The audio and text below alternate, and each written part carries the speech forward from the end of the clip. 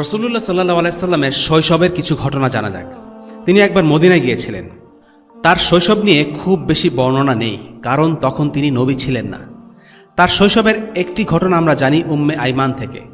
উম্মে আইমান রাসূলুল্লাহ সাল্লাল্লাহু আলাইহি সাল্লামের মৃত্যুর পরেও কিছুদিন বেঁচে ছিলেন। তিনি বর্ণনা করেছেন, রাসূলুল্লাহ সাল্লাল্লাহু আলাইহি সাল্লাম শৈশবে একবার মদিনায় গিয়েছিলেন। তার মা তাকে মদিনায় নিয়ে যান। রাসূলুল্লাহ সাল্লাল্লাহু আলাইহি সাল্লামের দাদার মা অর্থাৎ আব্দুল মুত্তালিবের মা ছিলেন মদিনার। এই কারণে মদিনায় বনু নাজ্জার পরিবারের সাথে তার আত্মীয়তার সম্পর্ক ছিল। মদিনায় তারা কয়েক মাস ছিলেন। এই কয়েক মাসের স্মৃতি ভাষা ভাষা রাসূলুল্লাহ সাল্লাল্লাহু আলাইহি সাল্লামের মনে থেকে যায়। বহু বছর পর যখন তিনি মদিনায় আসেন, তখন তিনি মদিনার কিছু ঘরবাড়ি দেখে চিনতে পারেন। মদিনা থেকে আসার পথে আবওয়া নামের একটি গ্রামে তার মা আমিনা অসুস্থ হয়ে পড়েন, আর সেখানেই তিনি মারা যান। সেই গ্রামেই তাকে দাফন করা হয়। আল্লাহ রাসূল সাল্লাল্লাহু আলাইহি সাল্লামের মা যখন মারা যান, তখন তাকে কিছুদিনের জন্য দেখাশোনা করেন আব্দুল মুত্তালিব। আব্দুল মুত্তালিবের জীবদ্দশায় রাসূলুল্লাহ সাল্লাল্লাহু আলাইহি সাল্লামের একটি ঘটনা আমরা জানি। সেটি হলো, কাবার পাশে একটি উঁচু প্ল্যাটফর্ম ছিল, যেখানে আব্দুল মুত্তালিব বসতেন। সেখানে বসে কুরাইশদের বিভিন্ন বিষয়ে কথা হতো, আর সেখানে কেউ বসার অনুমতি পেত না। কিন্তু একদিনের কথা, বালক বয়সে রাসূলুল্লাহ সাল্লাল্লাহু আলাইহি সাল্লাম ছুটে গিয়ে সেই প্ল্যাটফর্মে উঠে পড়লেন। তখন তার চাচারা সেখান থেকে নামিয়ে নিতে চাইল, কিন্তু আব্দুল মুত্তালিব বাধা দিয়ে বললেন, না, সে এখানে থাকুক। এটাই হচ্ছে দাদা আব্দুল মুত্তালিবের সাথে রাসূলুল্লাহ সাল্লাল্লাহু আলাইহি সাল্লামের একমাত্র বর্ণিত ঘটনা। হালিমা সাদিয়া ছিলেন রাসূলুল্লাহ সাল্লাল্লাহু আলাইহি সাল্লামের দুধ মা।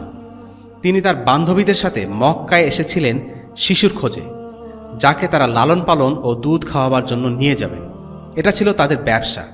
এই বেদুইন মহিলাগণ মক্কায় আসত আর কিছু শিশুকে দুধ খাওয়ানোর জন্য নিয়ে যেত। এর বিনিময়ে তারা অর্থ লাভ করত। যে বছর তিনি মক্কায় যান সেটি ছিল দুর্ভিক্ষের বছর, আর তারাও ছিলেন হতদরিদ্র।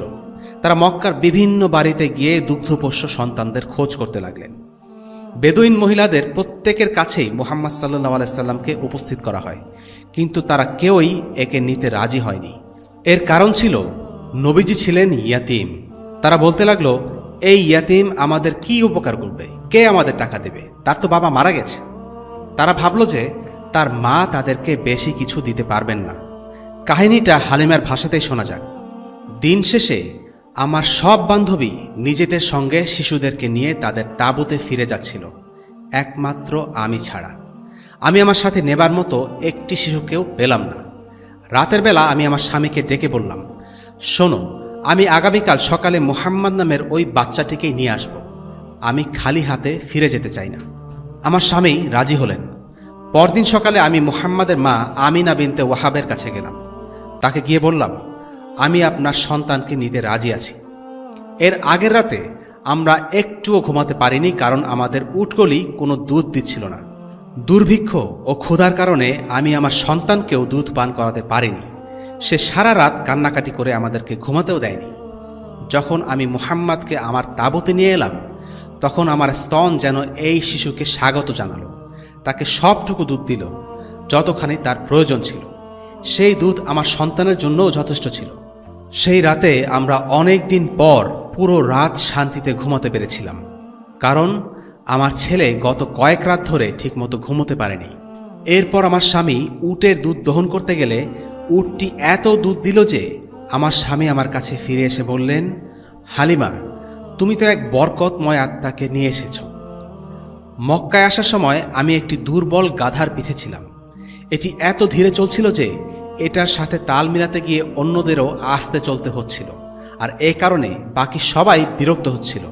অথচ ফিরে যাওয়ার দিন আমার গাধাটি হয়ে যায় পুরো দলের মধ্যে সবচেয়ে দ্রুতগামী গাধা। আমার বান্ধবীরা আমাকে জিজ্ঞেস করতে লাগলো, তুমি তো এই গাধার পিঠে চড়েই মক্কায় এসেছিলে, তাই না? আমি বললাম, হ্যাঁ, এটা সেই গাধাটাই। তখন তারা বলল, আল্লাহর শপথ, নিশ্চয়ই কিছু একটা ঘটেছে। সেদিনের পর থেকে আমি এবং আমার স্বামী আমাদের ছাগলগুলোকে যখনই মাঠে চড়াতে পাঠাতাম, তারা ভর পেট হয়ে ফিরে আসত। আমরা যখন খুশি দুধ দোহাতে পারতাম। অথচ আমাদের গোত্রের অন্য সকলের পশুগুলো ক্ষুধার্ত থেকে যেত, সেগুলো কোনো দুধ দিত না। লোকজন তাদের মেষপালকদের নিয়ে অসন্তোষ প্রকাশ করতে লাগলো। তারা বলতে লাগলো, হালিমা তার পশুগুলোকে যে মাঠে নিয়ে যায়, তোমরা কেন সেই মাঠে আমাদের পশুগুলোকে চরাতে নিয়ে যাও না? তারাও তাদের পশুগুলোকে আমাদের পেছন পেছন একই জায়গায় নিয়ে যেত। এরপরেও আমাদের পশুগুলোই ভরপেট ফিরে আসত, আর তাদেরগুলো ফিরত খালি পেটে। দিনে দিনে শিশুটি বেড়ে উঠতে থাকে, আর আমরা আবিষ্কার করতে থাকি যে আল্লাহ তাআলা এই শিশুর উসিলায় আমাদের সকলের জন্য রহমতের পর রহমত বর্ষণ করছেন। 2 বছর বয়সেই তাকে দেখতে খুবই চমৎকার লাগত। তিনি সেই বয়সে অন্য বাচ্চাদের মতো ছিলেন না। আল্লাহর শপথ, 2 বছর বয়সেই তিনি অনেক বলিষ্ঠ ছিলেন। 2 বছর বয়সে শিশু মুহাম্মদকে মায়ের কাছে ফিরিয়ে দেবার সময় চলে আসে। তারা মক্কায় ফিরে গিয়ে আমিনার কাছে শিশু মুহাম্মদকে আরও কিছুদিন রাখার অনুমতি চান। তারা মুহাম্মদকে অসম্ভব ভালোবাসতেন এবং এটাও জানতেন যে তিনি ছিলেন বরকতময়। তারা আমিনাকে বিভিন্ন রকম অজুহাত দেখিয়ে বোঝাতে চাচ্ছিলেন যে মুহাম্মাদের জন্য মরুভূমিতে থাকাই শ্রেয়। আমিনা রাজি হওয়া পর্যন্ত তারা চেষ্টা চালিয়ে যান। এক সময় আমিনা সম্মতি দেন। এরপর হালিমা মুহাম্মদকে আবার মরুভূমিতে ফিরিয়ে নিয়ে যান। তৎকালীন আরবের মধ্যে এটা একটা প্রথা ছিল। যারা ধনী বা এলিট শ্রেণীর, তারা বাচ্চাকে প্রথম কয়েক বছর মরুভূমিতে লালন পালন করাতেন। এটার খরচ সবাই বহন করতে পারত না। মরুভূমির বেদুইনদের ভাষা ছিল আরবদের মধ্যে সবচেয়ে ভালো। এছাড়াও মরুভূমিতে বাচ্চারা প্রথম কয়েক বছর বড় হলে তারা রোগবালাই থেকে দূরে থাকে। যেহেতু কুরাইশরা ধনী ছিল, তারাই শুধু এই খরচগুলো বহন করতে পারত। হালিমা বলতে থাকেন, একদিন শিশু মুহাম্মদ তার দুধ ভাইয়ের সাথে খেলা করছিলেন। হঠাৎ তার ভাই ছুটে এসে অন্যদের বলল, আমার কুরাইশের ভাই, আমার কুরাইশের ভাই। আমরা সচকিত হয়ে প্রশ্ন করলাম, কি হয়েছে তার?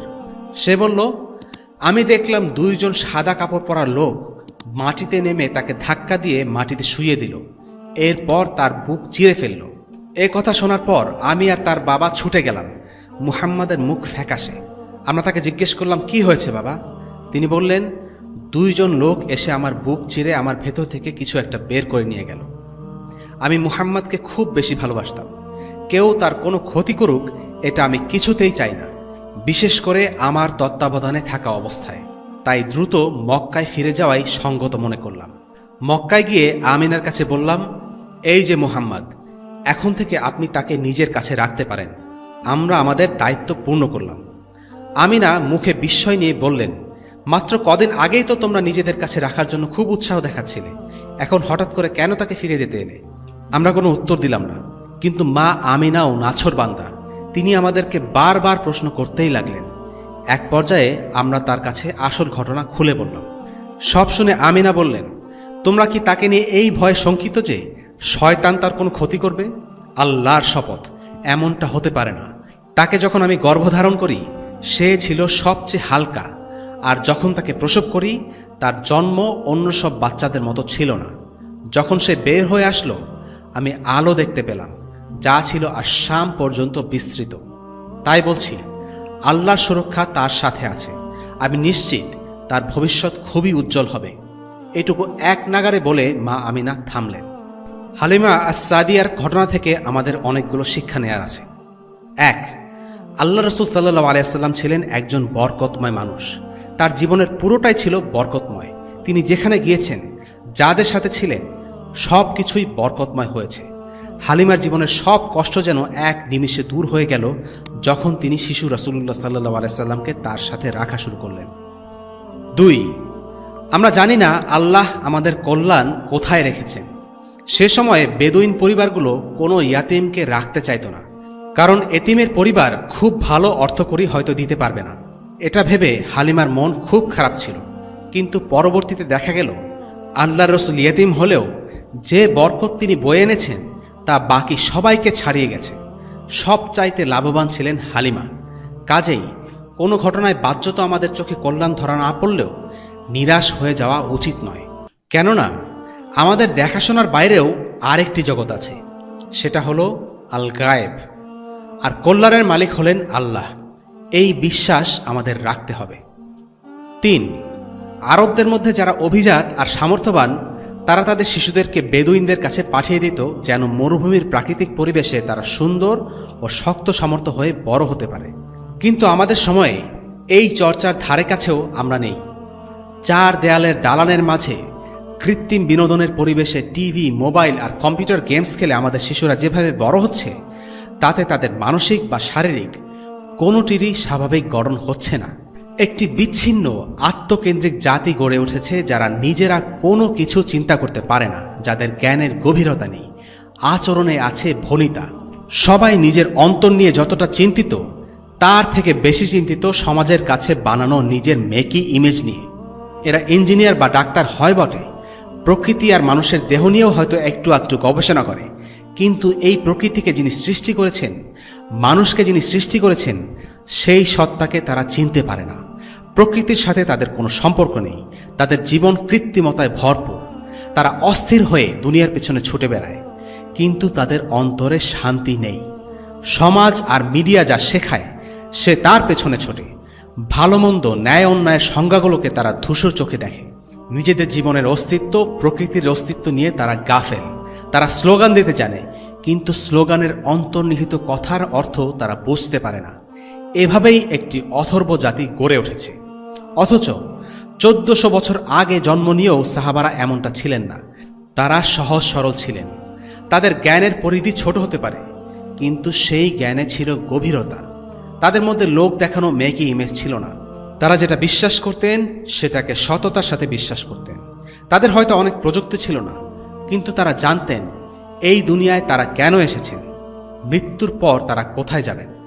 দুনিয়ার পেছনে তারা ছুটে বেড়াননি, দুনিয়া তাদের পেছনে ছুটে বেরিয়েছে। সেই যুগের সহজ সরল জীবন আর অন্তরগুলো অনেক পবিত্র আর পরিশুদ্ধ ছিল।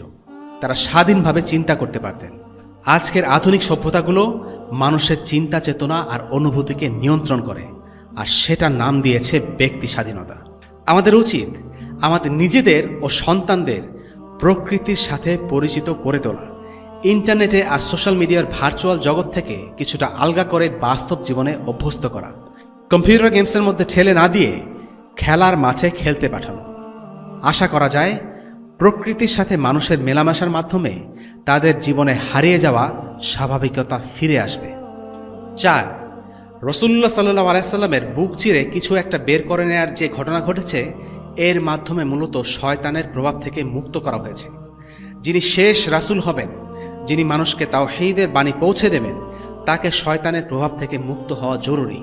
এটা ছিল একটা আত্মিক পরিশুদ্ধি, কিন্তু সেটা শারীরিক একটি প্রক্রিয়ায় করা হয়েছিল, ফেরেশতাদের মাধ্যমে।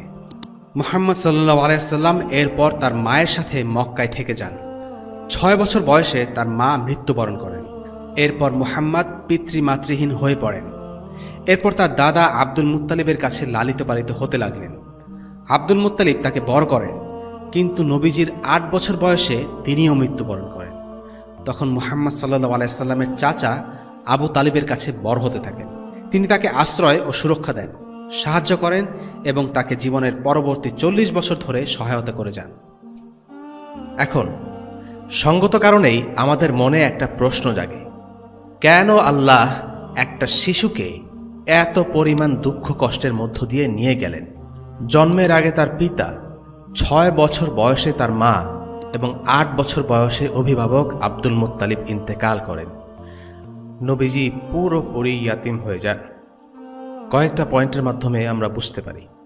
প্রথমত, যেমন আল্লাহ মুসা আলাইহিসসালামকে বলেছিলেন, আমি সেই যে তোমার দেখাশোনা করেছে যাতে তুমি আমার তত্ত্বাবধানে বড় হতে পারো।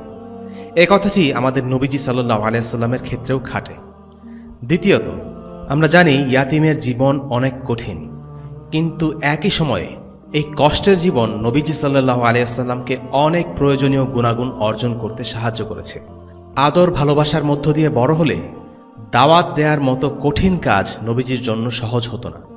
অপরদিকে রূঢ় বাস্তবতার মধ্য দিয়ে বড় হওয়া, পিতামাতার ছায়ায় না থাকায় অটোমেটিক্যালি একজন শিশু অথবা কিশোরকে বলিষ্ঠ করে, সাবলীল করে তোলে, ম্যাচুরিটি দেয় এবং শিশুটি হয়ে ওঠে প্রজ্ঞাবান।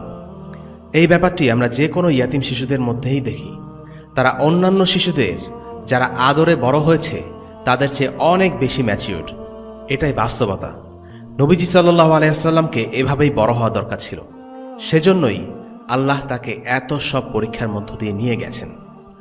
তৃতীয়ত, কঠিন পরিস্থিতির মধ্য দিয়ে গেলে একজন মানুষ হয় সংবেদনশীল, দরদি এবং ক্ষমাশীল। এজন্যই অনেক হাদিসে আমরা দেখতে পাই ইয়াতিমদের ভরণ পোষণের কথা।